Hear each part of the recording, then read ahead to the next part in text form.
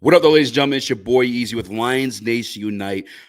I'm here to talk to you guys about the Detroit Lions' newest edge rusher, Ahmed Hassanein. But before we get started, do me the biggest favor in the world: is cash at me like $500. I could use it. I appreciate it. Or in exchange, you hit the like button. Whatever's easiest for you works for me. I'd very much appreciate it. But like I said, we're here to talk about the Detroit Lions' newest edge rusher, Ahmed Hassanein, the sixth-round pick. I know a lot of Lions fans wanted an edge. They got a little bit later than they're asking for. The sixth-round pick comes Ahmed Hassanein, 196 overall pick in 2025 NFL Draft. Born in California, raised in Cairo, Egypt, now a Detroit Lion. And the coolest thing for me, just a couple of quick notes, and I'm sure you guys maybe even heard this already. This man didn't speak English 5 years ago. he knew as a child, but was raised in Egypt. Moved back with his brother. His brother got him into football.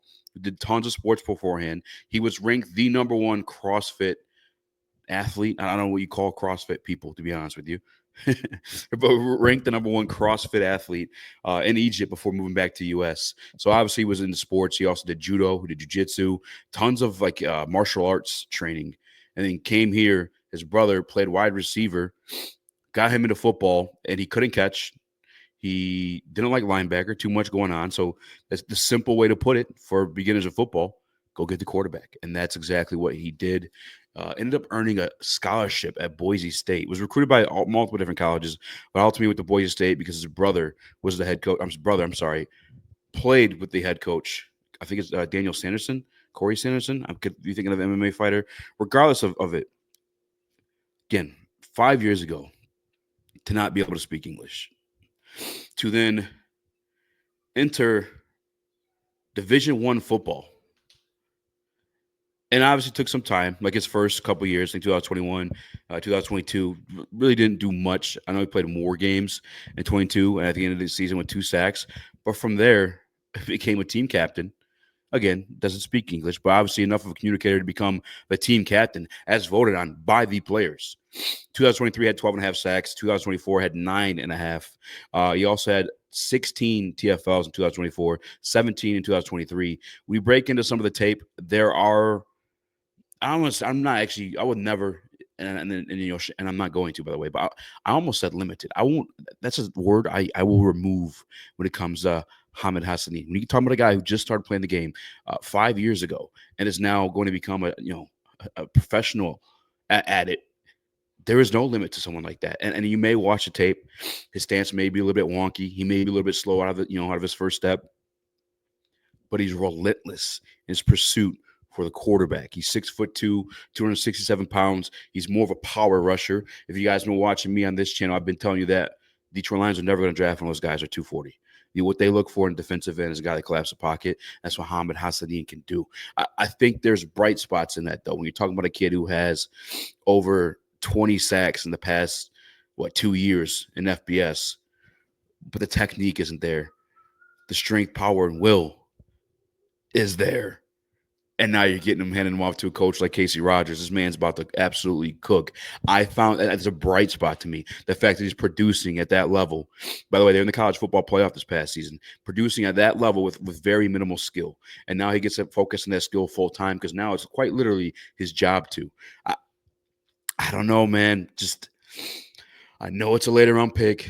And again, the stance with the first step. And that's a big thing for me, too. Like, I am big on the first step when it comes to gating or getting a gauge on defensive edges. But once he's engaged, once he gets his hands on that tackle, on that guard, on a stunt, whatever it may be, that judo experience takes in.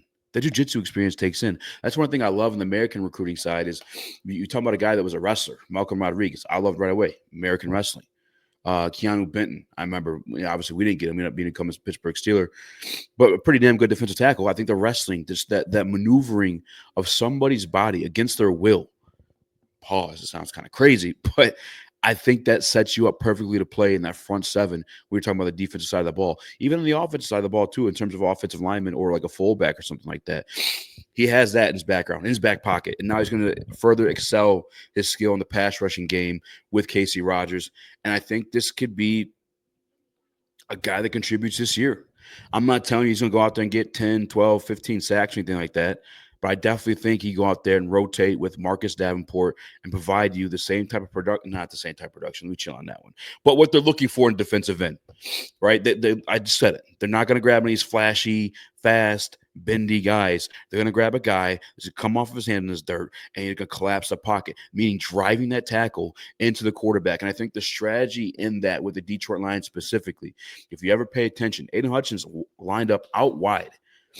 I don't necessarily think the other defensive end is meant to even get sacks. I think the whole game plan is for him, again, collapse the pocket, push that tackle on the quarterback, force that quarterback into the arms of Aidan Hutchinson. I think that's truly the game plan of the Detroit Lions team. And by the way, I mean, we're already set at the defensive tackle room. DJ Reader, Lee McNeil, now Tyleik Williams. I understand Tyleik Williams, rookie, and Lee McNeil hurt. They're calling Tyleik Williams and Lee McNeil 2.0. But let's get some of the athletic numbers. He has a 32-inch broad jump. 32-inch vertical jump. I think that shows a little bit of explosiveness. It ranks 63rd in the percentile. His 10-yard split was 1.7. But mind you, again, this is like with minimal 5 years into the sport. Like I think all that stuff will increase. 34 reps on the bench press, according to his brother, which I believe set the record. Very, very, very, very strong. High motor, relentless effort, strong hands. He's got great play strength. He's very disciplined against the run. He'll get to the quarterback, but I think at the NFL level, obviously, it's a step up from Boise State. So I don't necessarily expect him to get tons of sacks this season. I think he's truly here to disrupt, and that's kind of what I've wanted in this draft class. I think that's what Brad Holmes is looking for in this draft class, and I think this kid can become that 6th-round pick. He's up against it. I know I've been reading some places that he may not even make the team. When you hear this kid talk, it sounds like somebody's going to make the team, to be honest with you. Like, it's that immigrant mindset that he has, the hunger, the determination. I think it's all there. And that's like put to you this way, the greatest athletes, a lot of them, there's tons of like motivational videos out there. I know Kobe Bryant, whoever, Tom Brady, right? Whoever you can think of, whatever type of video you think, they've always, it didn't matter what situation they were in. Kobe Bryant wasn't the first overall pick. Tom Brady wasn't the first overall pick, but you hear these guys speak and their dedication to the craft, the dedication to being the best, the dedication to becoming better. That is the vibes you get from a guy like Ahmed Hassanein. In fact, I think a couple beat reporters put it out there. I know my guy Nolan Bianchi put it out there. I believe Danny Rogers did as well. They got the same stuff from his player interview. But there's even this clip from the Combine where he is going at it with the Ravens. I think it was Chuck Smith, the defensive line coach. They're barking at each other. Like, that's the intensity this kid brings. I'm all for it, man. I'm all for it. He also is the first Egyptian-born player, although I think he was born in California, the first Egyptian drafted into the NFL. How about I put you that way? But Ahmed Hassanein, I think he makes a team. I think it's a tough projection to make because there definitely are steps he needs to take, but I do think he sees the field for the Detroit Lions this year. I do think he helps Aidan Hutchinson this year. I think he's a guy who can bounce inside as well. Again, he can play inside, play outside. I think it's all just coaching him through those steps, and we just so happen to be one of the best coaching staffs in the National Football League. And I know we lost Tyrell Williams, who I do believe is the best defensive line coach in the NFL, but I think we got the second best one in Casey Rogers. And that's saying a lot because we've cycled through them before.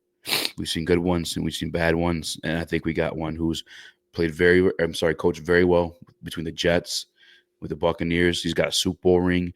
He's coached all different body types from Vita Vea to I can't think of the smaller guy over there right now. Everyone wanted to draft him like 2 years ago. JPJ. Like he's coached across the board, all different type of styles and body types, and also, like I said, Super Bowl winning coach. I think Casey Rogers gets his hands on this guy, and it's quite simple too. Like not a sack master, not a guy who's going to necessarily get after the quarterback like crazy, but a guy that can disrupt, a guy that can collapse a pocket, a guy that could do his job, a guy that could stop the run. That's what we're looking for in Honolulu Blue. Just plain and simple. Nothing more, definitely nothing less. If you bring that, then you're a Detroit Lion. Like, I mean, like I know a lot of people want these sexy names, but I don't know if that's going to happen. I know Zadarius Smith is still out there. I don't necessarily know if that's going to happen. I know people saw the clip of him and Cash Dow, and Cash Dow was like, "Come back to Detroit, come back to Detroit." But his question was, "Are you going to pay my money?" So that leads me to believe that he may be looking for the bag. And I don't know if the Detroit Lions are in position to do that. We have a lot of people we have to resign. We just re-signed Kirby Joseph to the highest safety paid contract in the league. And that may do the same for Aidan Hutchinson coming soon too. So we'll see. I would obviously love a situation where Zadarius Smith is there. I think obviously Marcus Davenport would be your starter in any situation, but having a Zadarius Smith on the sideline, because Casey Rogers can be locked into the game, right? So having a vet like Zadarius Smith on the sideline to help Ahmed out when he gets those reps, and they could all kind of rotate. I love a healthy Marcus Davenport. I think he's an absolute dog. He's not healthy a lot, straight up. 4 games the past 2 years, that's not good, right? So I would love Zadarius Smith to rotate, and if not, Ahmed Hassanein. And I think you're getting what you're looking for. Somebody to collapse pocket and rush them into the arms of Aidan Hutchinson. We can softly cradle them to the ground. But that's it for me. I got to hurry up, get back to the studio. Speaking of Ahmed Hassanein, we'll be speaking with his brother today. So make sure you guys check that one out. But until further, I'm out. Smash the like button.